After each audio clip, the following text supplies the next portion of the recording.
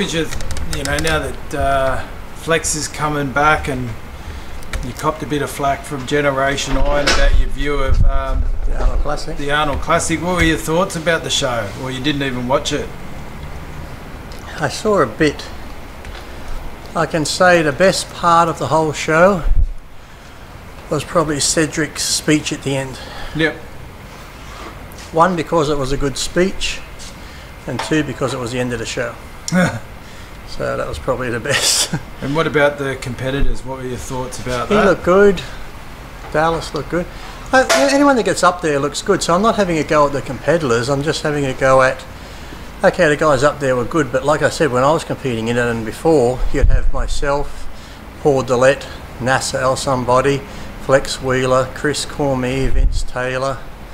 Like I said, pretty much the Arnold Classic lineup was identical to the Olympia lineup. The only one missing was Mr. Olympia. He never really done it, but yet everybody else up there was the same as the Olympia stage. But now, whether it's they just don't want to do it, they're saving for the Olympia, or because now they have the Arnold Classic in America, they have one in Australia, they have one in Brazil, they have an Arnold Classic over in Europe. So where there's so many Arnold Classics now, people wait around, whereas before it was just that one. So who knows? So I'm not saying nothing against the competitors, because anyone up on that stage is a great competitor. I'm just saying how the different in types of physiques, like not where we call it the quality or the depth or the whatever, because a lot of those guys you saw on that stage, it wasn't like, normally when we did the, like I said, did the Arnold, there was 10 guys on that stage. Normally the 10 guys on the stage are the same 10 guys from the Olympia, whereas a lot of those guys weren't Olympia guys, so it's just different that way. And before it used to be a few more competitors too, so I think that was the smallest we've seen in a while. And then they had the silly bikini class on, where the bikini girls do those silly fucking walks like this and walk, and then they turn and they do the walks and shit, and they walk to the back curtain, stop, walk back, stick your bum out. It's like, what the hell's up with that shit? It's like, it's just ridiculous. And I think sadly, women's physique and okay, the fitness, they have the same routines, they all look alike, a lot of the routines, they have some different props and stuff, but I don't know, it's just that whole bikini. Then the men's physique or whatever it was, whatever class it was, I saw the men come out in their suits and stuff, like dress wear type casual clothes. So that's like some male model category, is it? Because the girls had dresses on and the guys had, like, some were dressed in a suit, some were just dressed in casual wear, so I don't know what class that was. You know what, sadly I think the Arnold Classic will survive and maybe even prosper, but not as a bodybuilding show. Like just more of a sport festival type thing, which really it is, because they have more competitors overall. When you add in the strongman, which is good to have there, you have the strongman and all the other events like karate, they have running, marathons I guess, and everything else. That have like over, I think they said like 70-odd thousand athletes, more than what the Olympic Games has. So it's just more of a sports festival. And I think really now bodybuilding on there is okay, it's a big draw card, but yet it's not the main draw card like it used to be. Same, so it's just different.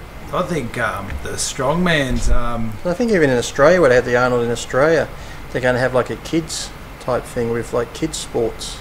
Yeah. Like real small kids are going to have like a section there. So I don't know, but yeah, the strongman's always fun to watch and stuff like that. But the bodybuilding, like I said, Cedric giving that speech at the end and being sort of down to earth and actually, like I said, it was almost like someone going off script. It was good.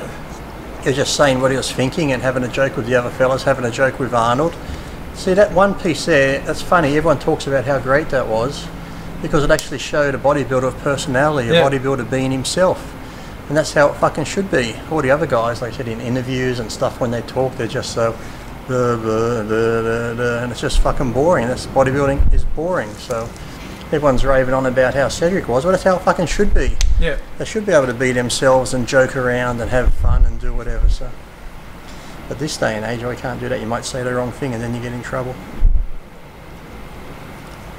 You talked about the internet and all the people on the keyboard warriors and I think talking shit on there, and how the guys up there are all just up there, they're friends, and that's how it should be, like it was back in Arnold's day where they were all friends.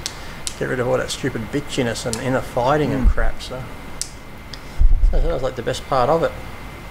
But it's sad when a guy just being himself, talking from the heart is the best part of a bodybuilding show, isn't it?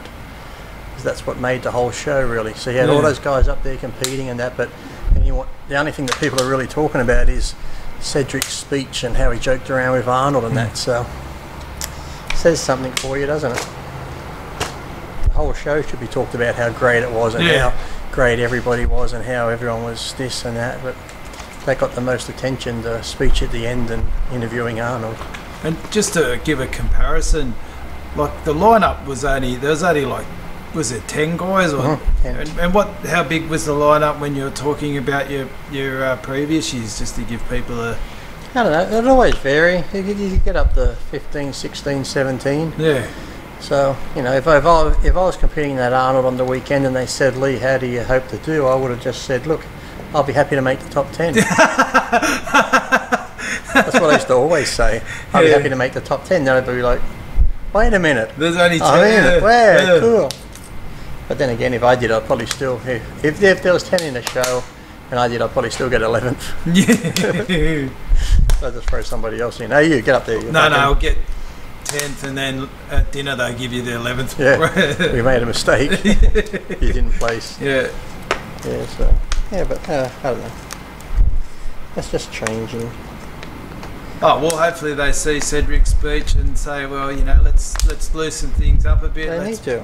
They need to let bodybuilders be themselves, and like I said, even if you make it like the like the wrestling, they have the good guys and bad guys. The fans get behind the good people, the fans get behind the ones they hate, you know? So it could be like that. That's where, even with the IFBB, where Wayne and I played into it a bit, you know, we'd set stuff up and the people would be like, oh fuck, look what Lee just said to Wayne, or the IFBB, and back and forth and in the magazines they'd be talking about it. But some of the stuff Wayne and I staged because it's just like entertaining. People like that. And that's how it should be. You could have like me say something and the IFBB come back with a rebuttal, and then you say something, and then get this feud going, and the fans are like, oh fuck, you know, it's just like how Vince McMahon would be going off at the wrestlers and the wrestlers have to go back at him, and then when the wrestlers get in the ring, people are booing the ones they hate, then they're cheering the ones they like. That's how it should be. Make it fucking entertaining.